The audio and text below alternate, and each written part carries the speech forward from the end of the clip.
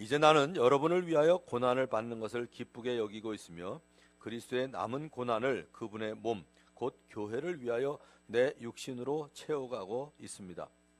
나는 하나님께서 여러분을 위하여 하나님의 말씀을 남김없이 전파하게 하시려고 내게 맡기신 사명을 따라 교회의 일꾼이 되었습니다. 이 비밀은 영원전부터 모든 세대에게 감춰져 있었는데 지금은 그 성도들에게 드러났습니다. 하나님께서는 이방 사람 가운데 나타난 이 비밀의 영광이 얼마나 풍성한지를 성도들에게 알리려고 하셨습니다. 이 비밀은 여러분 안에 계신 그리스도요 곧 영광의 소망입니다. 우리는 이 그리스도를 전합니다. 우리는 모든 사람을 그리스도 안에서 온전한 사람으로 세우기 위하여 모든 사람에게 권하며 지혜를 다하여 모든 사람을 가르칩니다.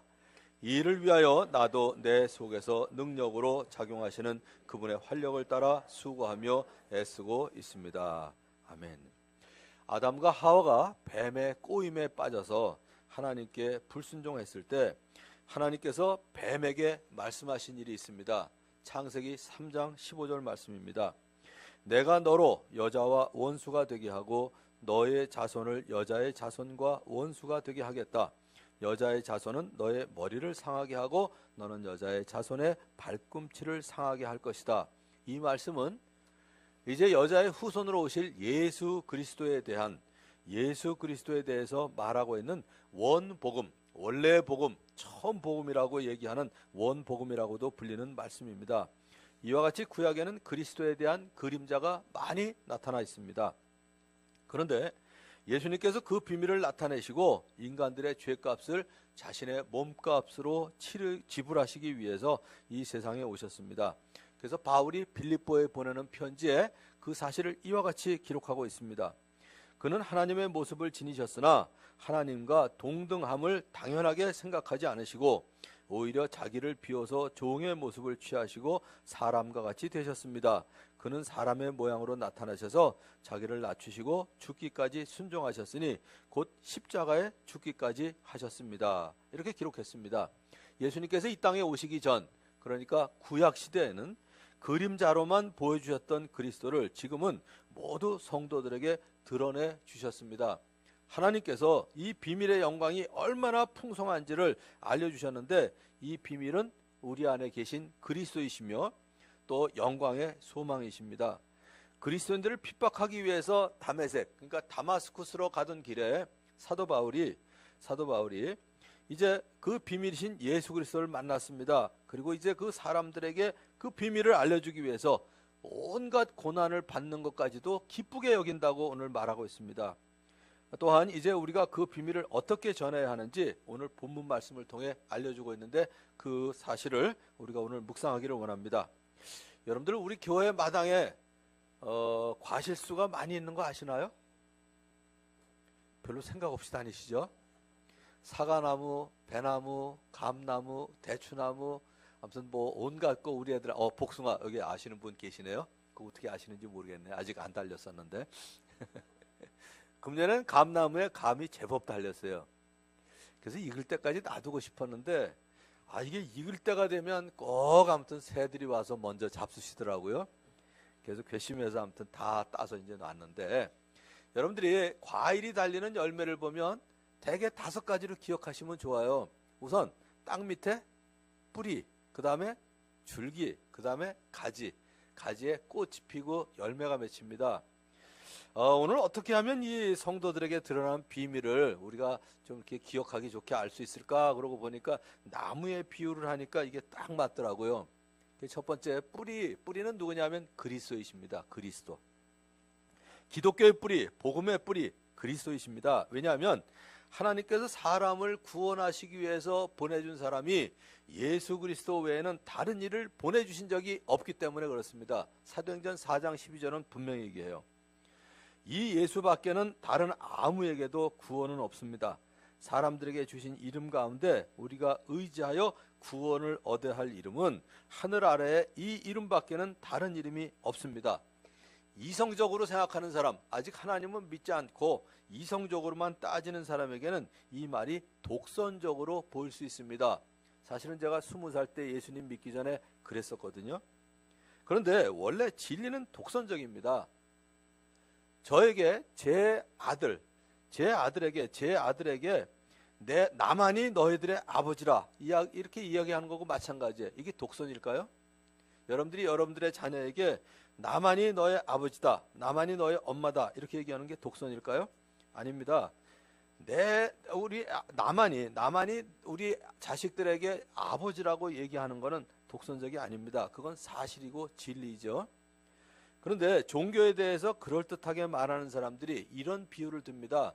산봉우리는 하나이지만, 봉우리는 하나죠. 제일 높은 봉우리는 하나이지만, 그러나 그 봉우리에 다다를 수 있는 길은 여러 개가 있는 것처럼 모든 종교가 추구하는 것은 결국은 같다. 길은 다를지 모르지만, 이 얘기가 이성적으로 따지는 사람에게 그럴듯하게 들릴지 모르지만 사실은 이 비유는 잘못된 것입니다. 기독교를 윤리적인 가르침으로 생각하기 때문에 그런 예가 나오는 거예요. 그러나 기독교의 가르침은 단순한 윤리를 가르치는 것이 아니라 구원의 길과 진리와 생명을 전해주는 하나님의 사랑을 전해주는 게 바로 기독교입니다. 세상 종교들은 다 윤리예요. 몇 가지만 예를 들게요. 많이 예를 들 것도 없이요. 하도 제가 예수님 믿기 전에 예수님 믿는 게 싫어서, 기독교가 싫어서, 교회 나오는 게 싫어서, 그리고 다른 걸 알고 싶어서 아무튼 뭐 조금 봤는데, 어쨌든 그냥 네 가지만 예를 들자면, 우리가 그렇게 얘기를 듣던 4대 성인 소크라테스가 얘기한 거 내 자신을 알라, 이거는 윤리이지 신앙은 아닙니다. 우리나라 사람들이 수백 년 동안 추구했던 유교의 가르침도 마찬가지예요. 아마 들으면 기억나실 거예요. 자세하게 얘기는 않겠지만 인, 의, 예, 지, 신도 전부 남에게 긍휼을 베풀 줄 알아야 된다. 그 다음에 부끄러운 일을 할 땐 부끄러울 줄 수치를 느낄 줄 알아야 된다. 양보할 줄 알아야 된다. 옳고 그른 것을 구분할 줄 알아야 된다. 늘 광명한 데 행하여 남에게 신뢰를 얻을 수 있어야 된다. 모두가 윤리이지 신앙은 아닙니다.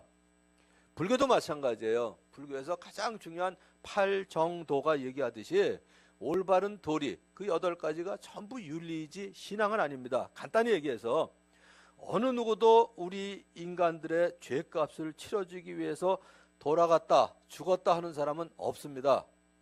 예수 그리스도 외에는 우리의 죄값을 치러주시기 위해서 돌아가신 분은 없습니다. 예수님만 그러셨어요. 또 죽은 자 가운데서 죽음을 이기고 부활하신 분도 예수님 한 분뿐이십니다. 그러므로 오직 예수 그리스도만이 근본 뿌리가 되십니다.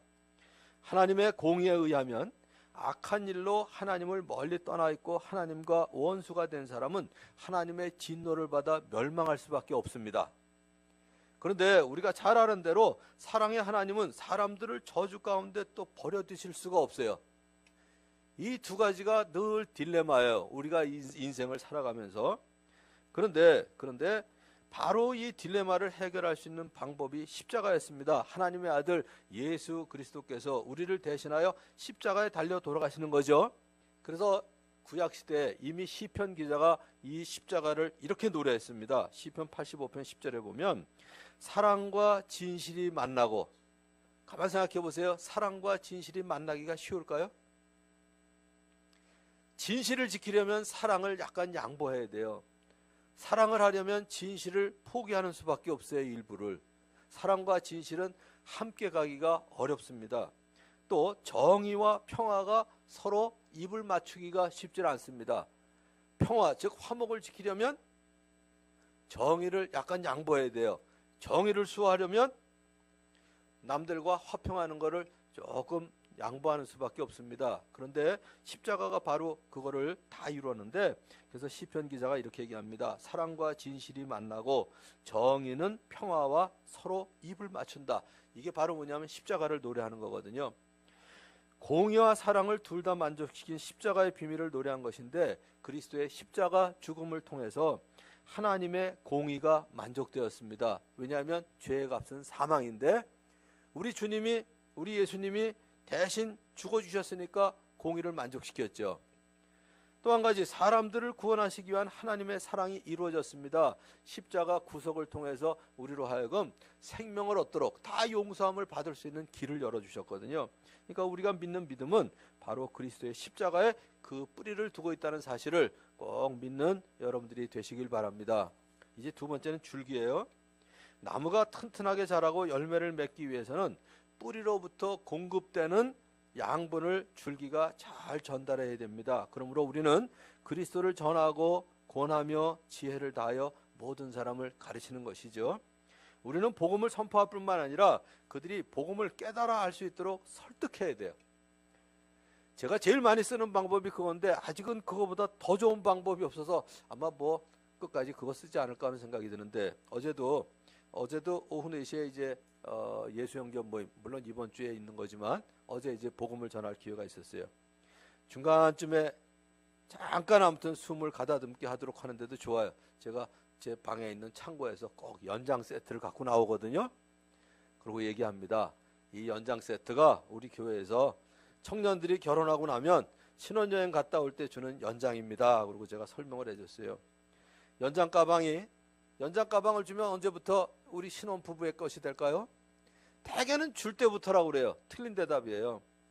하나님이 세상을 이처럼 사랑하사 독생자를 주셨으니 모든 사람들을 위해서 독생자 예수 그리스도를 주셨지만 받지 않으면 내게 아니에요.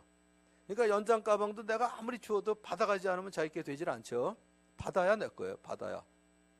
그런데 연장 가방을 받으면 그 안에, 제가 연장도 딱 이렇게 보여줍니다. 일단 놀래요. 이렇게 많이 주냐고. 그 정도는 가져야 이제 평생 쓰죠. 그런데 연장 가방을 받으면 그 안에 있는 벤치, 망치, 톱은 누구께 될까요? 질문은 간단하죠. 대답이. 당연히 연장 가방을 받으면 그거 다 내 거죠. 그러니까 마찬가지로 예수님을 내 마음속에 받아들여야 그 안에 있는 영원한 생명, 하나님의 자녀가 될 수 있는 축복, 하나님 나라 시민권을 갖는 거, 기도할 수 있는 특권, 평안을 가질 수 있는 특권, 그것들이 다 예수님이라는 가방 안에 들어있기 때문에 예수님을 마음속에 모셔드려야 그 모든 축복이 내 것이 됩니다. 이렇게 복음을 깨달아 알 수 있도록 설득을 해야죠. 에티오피아 고관이 예배를 하러 예루살렘에 올라간 적이 있었습니다. 근데 그 사람이 돌아오는 길에 예수 그리스도에 대해서 말하고 있는 이사야서를 읽고 있었어요. 이사야서니까 구약이니까 당연히 예수님에 대한 그림자가 거기에 나타나 있죠. 그런데 빌립이 지나가다가 에티오피아 그 고관에게 물어봤어요. 그게 무슨 말인지 아시오? 그러고. 저는 그 장면을 생각하면 어떤 땐 가슴이 설렁해요. 그 장면 가만히 생각해 보세요. 에티오피아의 재무장관이면 어느 정도일까요? 지금 무슨 차 타고 다닐까 우리나라에서? 적어도 에쿠스는 타고 다니지 않을까요? 새까만 에쿠스의 뒷자리에 앉아 있는데 이사야서를 읽고 있는데 창문을 내리고 있었어요. 그런데 허름하게 입고 있는 어떤 젊은 사람이 와가지고 지나가다가 그거 무슨 얘기인지 아시오? 그러고 물어보면 여러분들이 에티오피아 재무장관이라고 그러면 뭐라고 그러실 것 같아요? 허름하게 입은 사람이 뭐 자전거를 타고 가다가 딱 내려서 그 무슨 얘기인지 아시오? 그러고 물어보면 뭐라고 그러실 거예요? 가던 길이나 가. 아마 그러실 것 같아요. 가던 길이나 가. 뭐 이러지 않겠어요? 걔도 아무튼 그 재무장관 정도 되는 사람이 고급차에 앉아서 쭉 자리에 앉아 있는데 거기다가 또 아무튼 지성인들이 읽는다는 성경을 딱 읽고 있는데요. 그런데 그 당시에 지금처럼 성경이 흔한 때도 아니거든요. 다 두루마리 갖고 있을 때인데. 그런데 빌립이 뭐라고 대답하냐면 나를 지도해 주는 사람이 없으니 내가 어떻게 깨달을 수 있겠습니까? 이렇게 대답을 한 거예요. 저는 그렇게 생각해요. 지금도 우리가 그리스도를 전하고 권하고 가르칠 때를 기다리고 있는 사람이 의외로 많습니다. 보통 우리는 그런 생각하잖아요. 누구한테 복음을 전하려고 하면 저도 그래요. 그 사람의 얼굴을 쳐다보면서 저 사람 안 들을 것 같은데? 일단 자꾸 부정적인 생각이 들어와요. 그럴 때마다 생각하는 게 이거예요.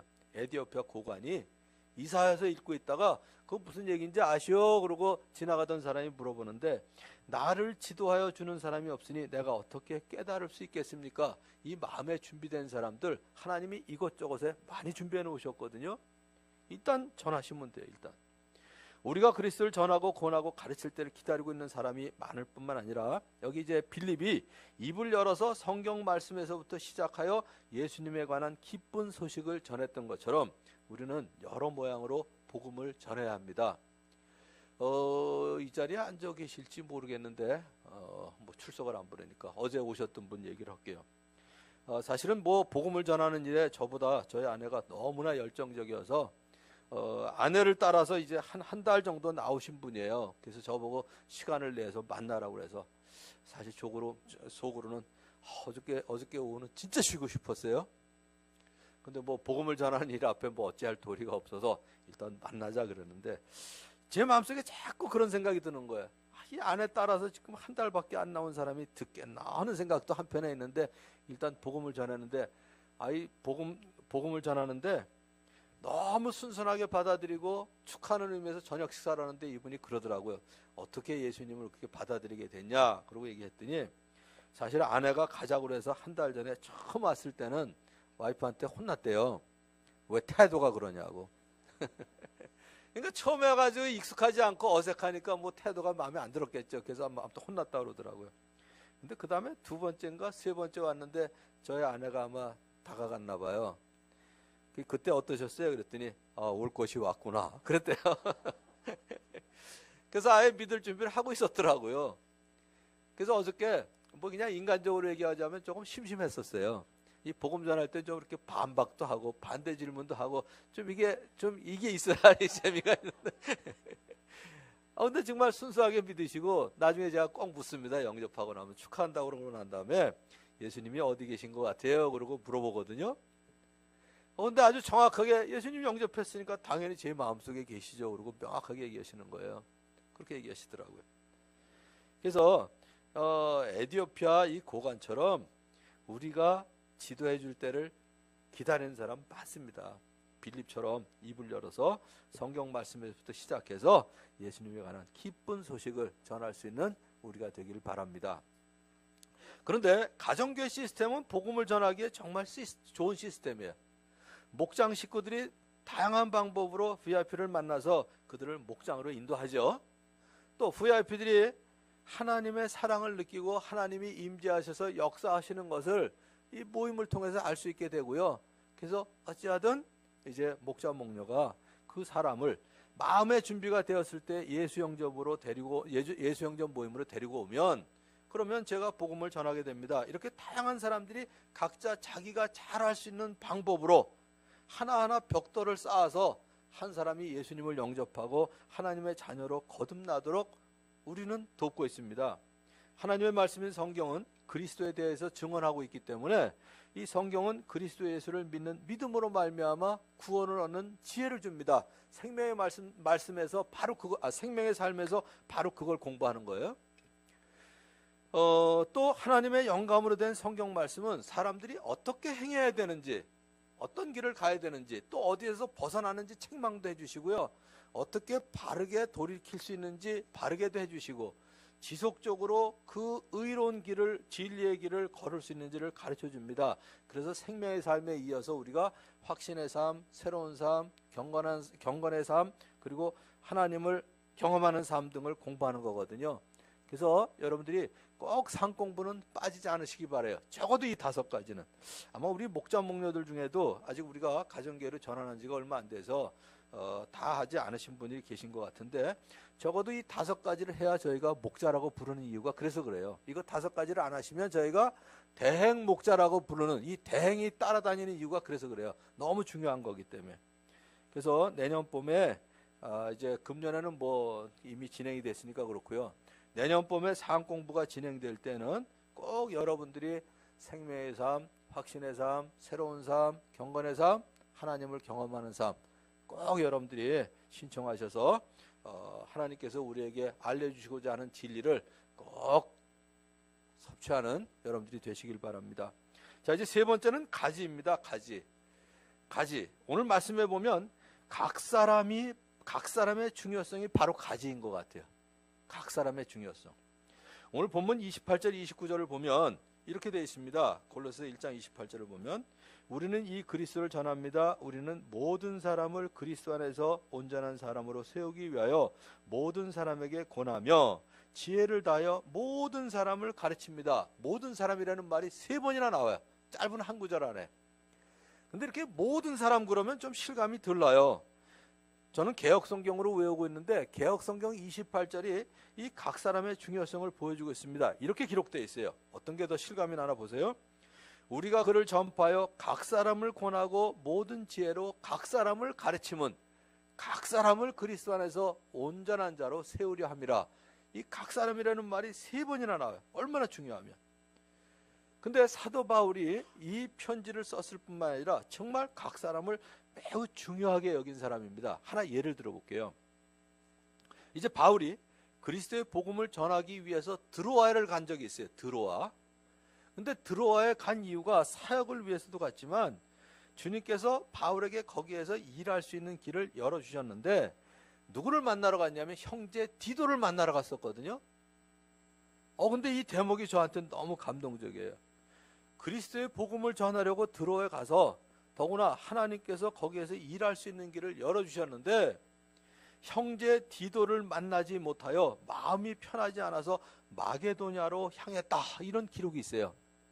정말 한 사람을 얼마나 귀하게 여겼으면 드로아보다 디도를 더 귀하게 여겼을까 이 생각이 들더라고요.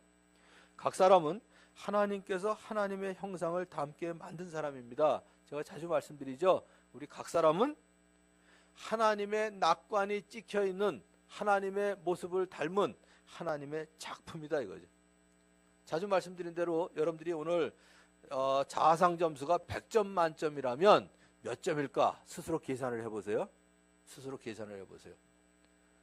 자, 우리 또 제대한 기념으로 우리 종훈이한테 한번 물어볼까? 지금 자아상 점수가 100점 만점이면 지금 본인 점수가 몇 점쯤 되는 것 같아요? 지금 기분이?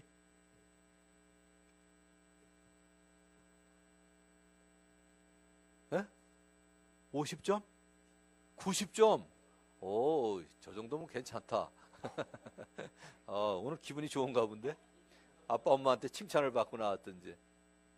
근데 그 90점이 늘 90점이 아니라 사실은 수영선수거든요.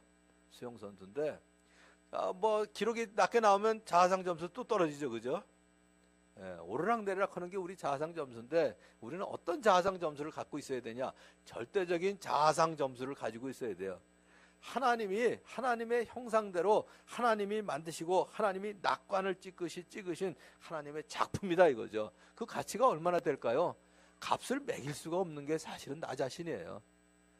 내가 어떤 상황에 있든지 어떤 처지에 있든지 어떤 경제 형편에 있든지 어쨌든 나는 하나님의 낙관이 찍힌 하나님의 작품입니다. 또 각 사람을 구원하시기 위해서 예수님은 나를 대신하여 십자가에 달려 돌아가셨습니다. 그래서 우리가 믿지 않는 사람들을 볼 때 믿지 않는 지옥에 가는 것들이 아니라 구원을 받으셔야 할 분들로 여기는 이유가 바로 그거예요. 그 사람들도 위해서 예수님이 십자가에 달려 돌아가셨거든요. 그래서 그들을 우리가 VIP, Very Important Person이라고 부르는 이유가 아주 매우 귀중한 분이라고 부르는 이유가 그리고 그들을 섬기는 이유가 바로 그거죠. 각 사람이 그만큼 중요하기 때문에 더구나 믿는 각 사람은 성령님이 내주하시는 성령의 전이십니다. 그리고 하나님의 은혜를 전달해야 될 통로예요. 그래서 중요해요. 하나님께서 고넬료에게 은혜를 전달하실 때 누구를 통해서? 베드로를 통해서 전달하셨거든요. 근데 이 베드로는 유대인이라 고넬료 같은 이방인들을 상대를 안 해요. 부정한 사람이라고. 그러니까 그 고넬료에게 은혜를 전하시기 위해서 베드로에게 3번이나 환상을 통해서 보여주셨어요. 하늘에서 땅으로 내려오면서 4귀퉁이가 끈에 매달린 게 내려오는데 그 안에 부정한 짐승들의 유대인들이 부정하게 생각하는 그 유대인들이 부정하게 생각하는 그 짐승들이 거기 있었거든요. 그래서 베드로한테 그랬어요. 베드로야 일어나 잡아먹어라 이렇게 얘기하셨는데 베드로가 뭐라고 얘기하냐면 이렇게 얘기해요. 주님 절대로 그럴 수 없습니다. 이거. 이 짧은 얘기가 재밌는 모순이 있는 거 아세요? 주님 그럼 그 다음에 뭐라고 그래야 돼요? 예 그래야죠. 주님 감사합니다 이래야 되는데 주님 그럴 수 없습니다. 이건 말이 안 돼요. 말이 안 돼요. 말이 안 돼요. 근데 우리 그럴 때 많지 않아요? 아이 주님 그거는 말고요. 이럴 때 많아요. 주님 왜 이렇게 더뎌요? 아이 그거 말고요. 그 방법 말고 딴 방법은 안 될까요? 우리 그럴 때 참 많아요. 주님 그러면 그러니까 우리가 요즘 이제 예수 믿는 사람들이 많이 욕을 먹는데 그래서 그런 것 같아요. 내가 보기엔 예수님을 구주로만 모셔서 그런 것 같아요. 내 죄값을 치러주신 분 그렇게만 받아들이니까 우리는 하나 더 나갔으면 좋겠어요. 그래서 제가 세례 베풀 때 꼭 하는 얘기가 그거예요. 예수님 영접할 때 꼭 하는 얘기가 구주로만 아니라 주인으로 모셔드리자. 예수님이 주인이라면 우리 그러지 못할 때 많죠. 그냥 내 죄를 구원해 주시기 위해서 십자가에 달려 돌아가신 분으로만 맞이하니까 우리가 삶을 그렇게 살지요. 주님이 주인이시라면 뭐라 그래야 돼요? 주님, 예 알았습니다 이래야 되는데 여기 베드로가 그래요. 주님, 절대로 그럴 수 없습니다. 나는 속되고 부정한 것을 한 번도 먹은 일이 없습니다. 그러고 거절을 합니다. 하나님이 그러시죠.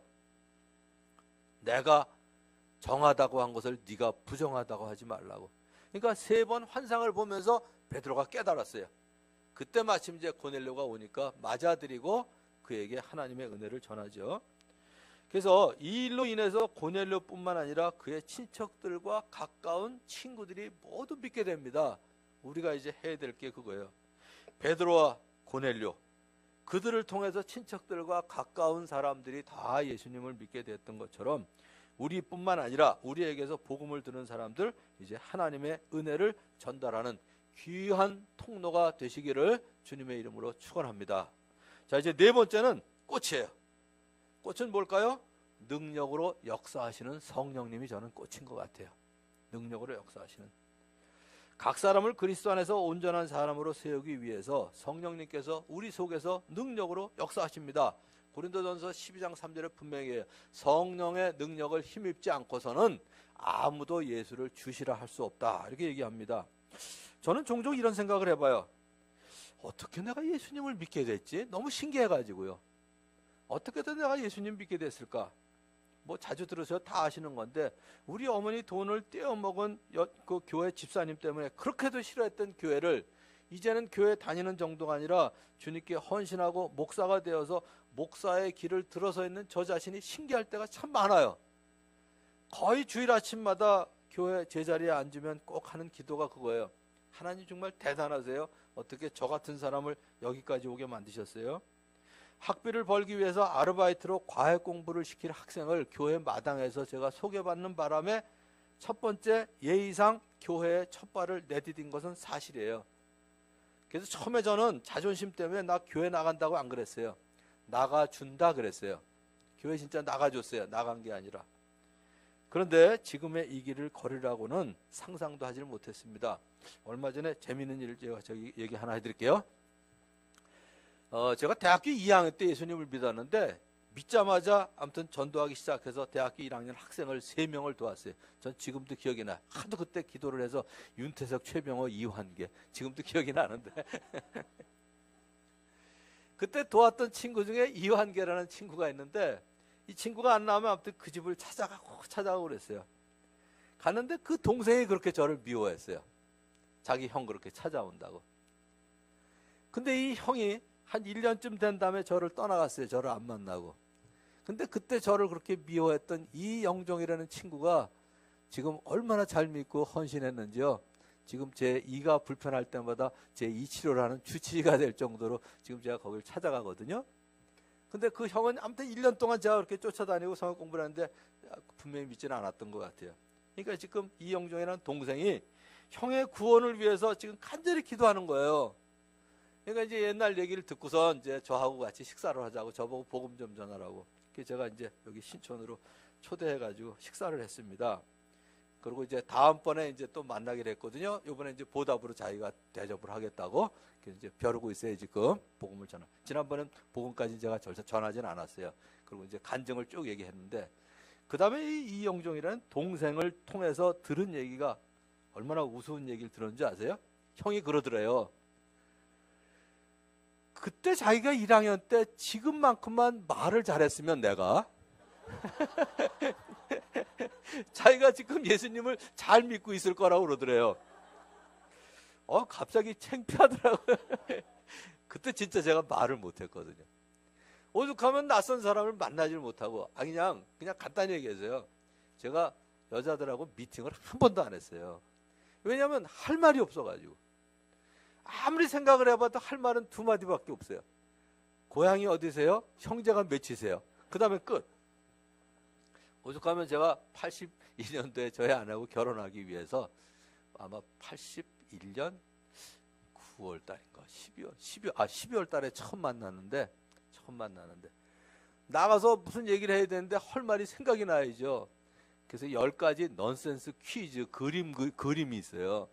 그래서 그걸 갖고 가서 10가지 그림을 그려놓고요. 하나씩 그려가면서 내가 10문제를 낼 텐데 이 중에 2문제만 맞추시면 제가 저녁을 낼게요. 2문제 못 맞추시면 내세요. 근데 하나도 못 맞춰서 결국 제가 그 다음 주부터 뭐 했냐면 성역 공부를 했거든요. 그 정도로 아무튼 말을 못해서 집에선 쌤님, 학교에선 친구한테 말을 못 붙여가지고 복덕방 영감 그러는데 뭐 아주 구체적인 얘기도 다 해도 돼요. 지금 박재긴 목사가 이제 저쪽으로 분가해서 나가는데 아름다운 교회라고. 그 와이프가 저한테 한 얘기 전 지금도 기억이 나요. 처음에 이제 저하고 네 부부가 신학교도 가기 전에 공부를 했었는데 저한테 대놓고 그러더라고요. 그때 제가 아시안 선교 지금도 마찬가지 아시안 미션 대표를 맡고 있었는데 무슨 선교의 대표가 그렇게 설교를 못하냐고 그러더라고요 저한테. 근데 그러던 사람이 아무튼 제가 여기까지 왔으니 얼마나 이게 신기해요. 우리 하나님이 진짜 대단하신 분이에요. 누군가 저에게 어떻게 목사가 되었냐고 물으면 참 대답하기가 어려울 때가 있어요. 대답은 하나밖에 없는 것 같아요. 하나님의 은혜로 이 대답이 정말 무성의하게 대답하는 것처럼 보일지 모르지만 그 외에 다른 대답 사실 제가 할 게 없어요. 진짜 하나님의 은혜로 됐다 이거 외에는. 아무튼 저는 복음을 깨닫고 주님을 저의 구주로 그리고 주인으로 마음속에 영접하고 영원한 생명을 얻고 삶의 의미를 가지게 됐습니다.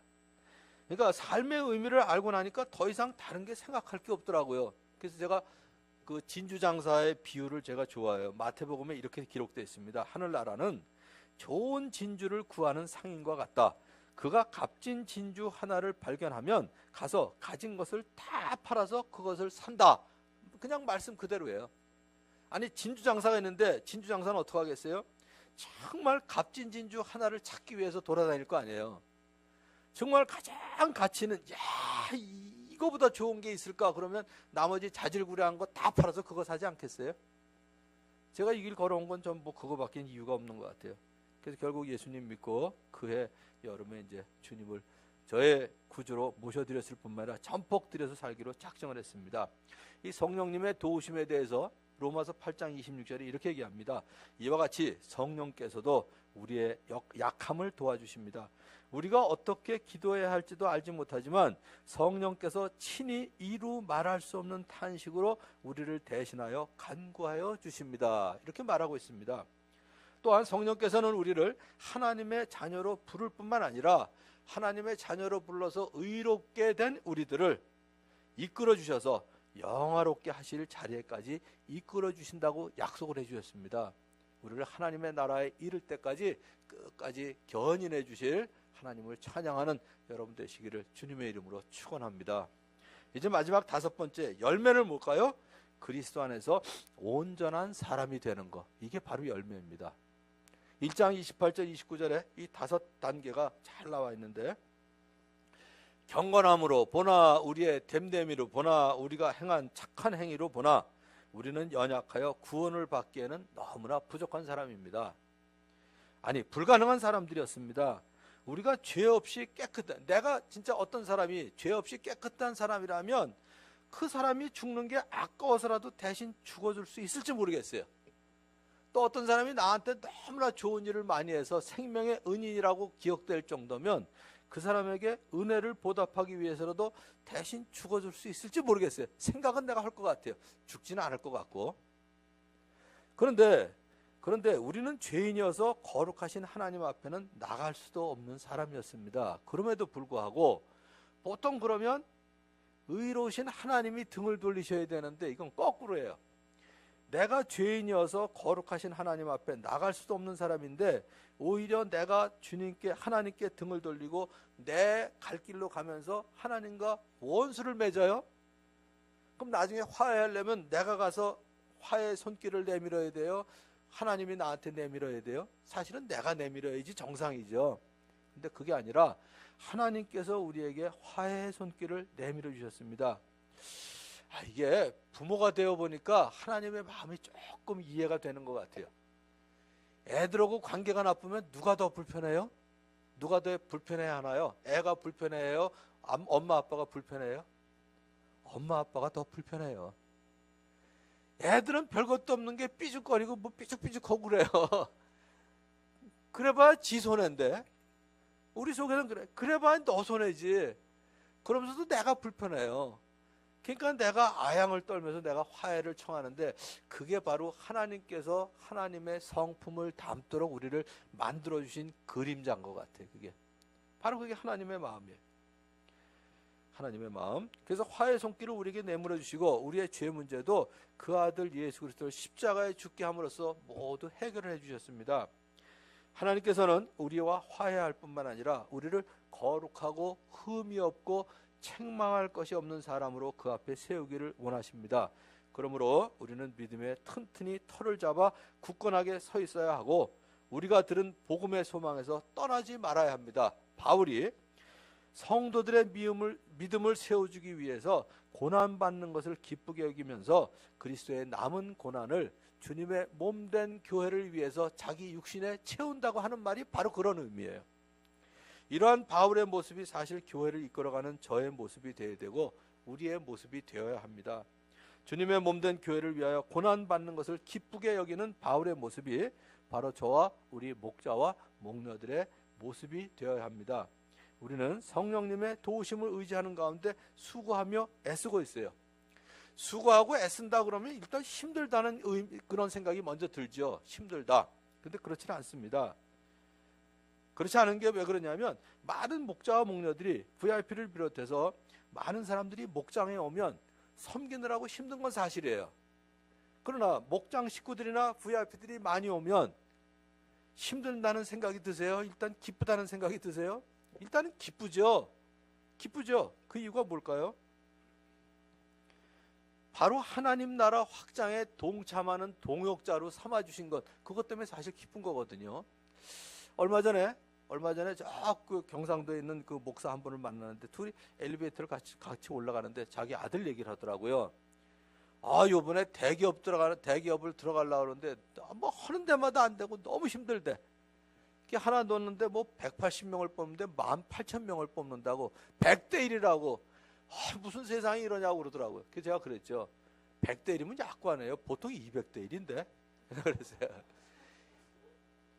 아니 그렇게 들어가고 싶은 대기업에 합격되면 얼마나 기뻐해요. 근데 그 안에 들어가면 행복하던가요? 아침부터 밤늦게까지 야근 밥 먹듯이 하면서 그러면서 일하잖아요. 그래서 제가 그런 얘기를 하면 그래요. 그냥 세상적인 말로 남의 돈 먹기가 쉬운 줄 아냐고. 제가 그래요. 남의 돈 먹기가 쉬워요? 근데 그 잘난 월급 주면서 아침부터 저녁까지 얼마나 고생을 시켜요. 그런데 그 대기업에 들어간 것도 그렇게 기뻐하잖아요. 근데 그게 아니라 하나님 나라에서 하나님 나라 확장하는 거는 얼마나 영광스러운 일인데 거기에 들어가서 하나님이 고린도서 3장 9절에 뭐라고 그랬냐면요. 우리를 주님의 동역자로 삼아주신다 그랬대요. 동역자. 그냥 직원도 아니고 하인도 아니고요. 동역자로 삼아주시는 거. 이건 진짜 특권이죠. 특권. 그리고 우리를 택하심을 받은 족속, 왕과 같은 제사장, 거룩한 민족, 하나님의 소유가 된 백성으로 삼아주셨습니다.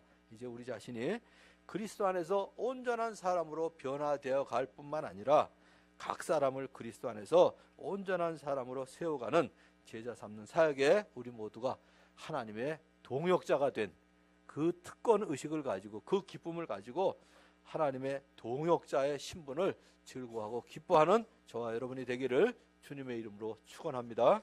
자, 이제 기도하겠습니다. 오늘도 세 가지 위해서 기도할 텐데요.